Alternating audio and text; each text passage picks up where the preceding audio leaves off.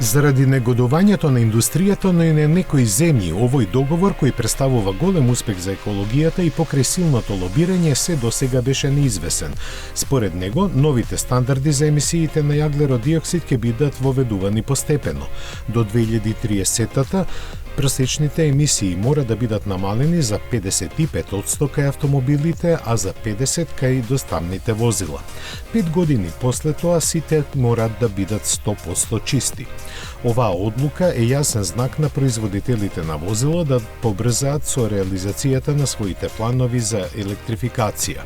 Во поглед на тоа се подготвува и ослабување на идните Евро 7 норми за емисиите со намера намалените трошоци за развој на новите мотори да ослободат дополнителни средства.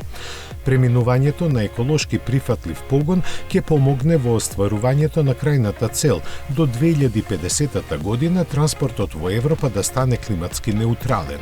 Сепак, од обврската за нулта емисии ќе бидат исклучени малите производители кои годишно продаваат помалку од 1000 возила. Оние пак кои произведуваат до 10.000 возила ќе имаат една година подолг рок да ги прочистат своите автомобили. Единствено можно сценарио моторите со внатрешно согорување да преживеат кај другите производители е користењето синтетички горива добиени од обновливи извори и евентуално водород.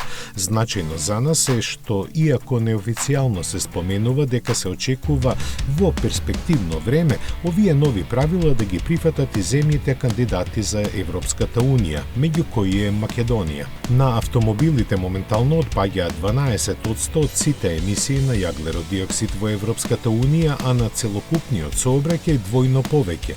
Планови за забрана на возењето автомобили со мотори со внатрешно согорување не постојат. Наместо тоа се очекува сите тие да бидат заменети со електрични, но до кога никој не сака да прогнозира.